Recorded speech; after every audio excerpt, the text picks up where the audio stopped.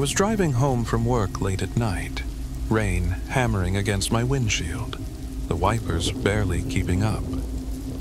The road ahead was empty, just endless darkness, broken by the occasional flicker of streetlights. My hands gripped the wheel tightly, my exhaustion making every shadow seem more menacing than it probably was. Then I saw it. A figure stood on the side of the road, motionless, drenched in the pouring rain. My headlights illuminated them for only a second, but in that brief moment, I noticed something unsettling. The figure had no face, just a smooth, pale surface where features should have been. A chill ran down my spine as I instinctively slowed down, but before I could react, the figure moved.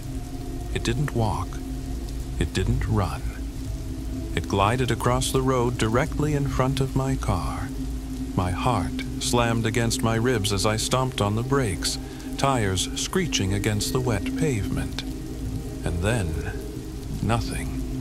The road was empty. No figure, no movement, just the sound of rain and my own ragged breathing. I let out a shaky laugh, trying to convince myself it was just my imagination.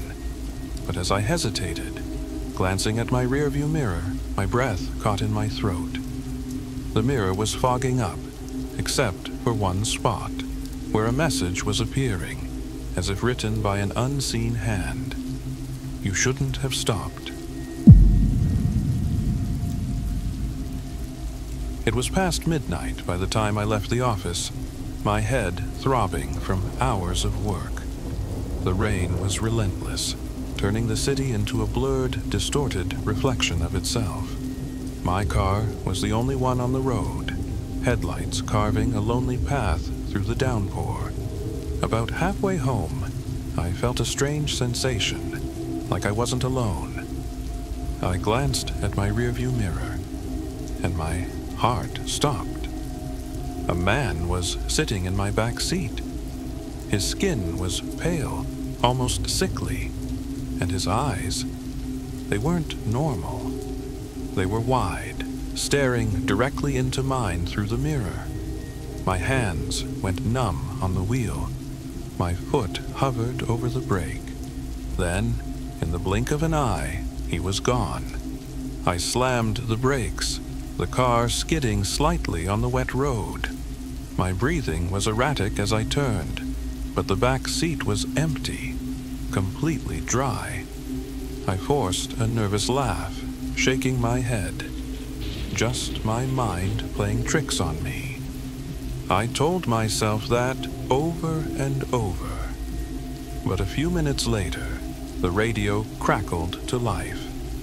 The dial twisted on its own, static filling the car before settling on a station that I knew didn't exist. Then, through the static, a voice whispered, slow and deliberate, "Take me home." I drove like a madman the rest of the way, refusing to look in the mirror again. When I finally reached my house, I practically threw myself out of the car, locking the doors behind me. The next morning, I checked the back seat. It was soaked, as if someone, or something, had been sitting there, dripping wet. It was one of those nights where the rain came down in sheets, making it nearly impossible to see. My shift had gone longer than expected, and exhaustion clung to me like a second skin. The streets were empty, and the only sound was the rhythmic tapping of rain against my car. I pulled up to a red light, rubbing my eyes. That's when I heard it. A whisper. "You're late." My body went rigid. The voice had come from the passenger seat. My breath hitched as I turned my head, every muscle screaming at me not to. The seat was empty. I swallowed hard, my pulse pounding in my ears. I must be tired, just hearing things. The light turned green and I pressed down on the gas, gripping the wheel so tightly my knuckles turned white. But the air in the car felt different now, heavy. like I wasn't alone.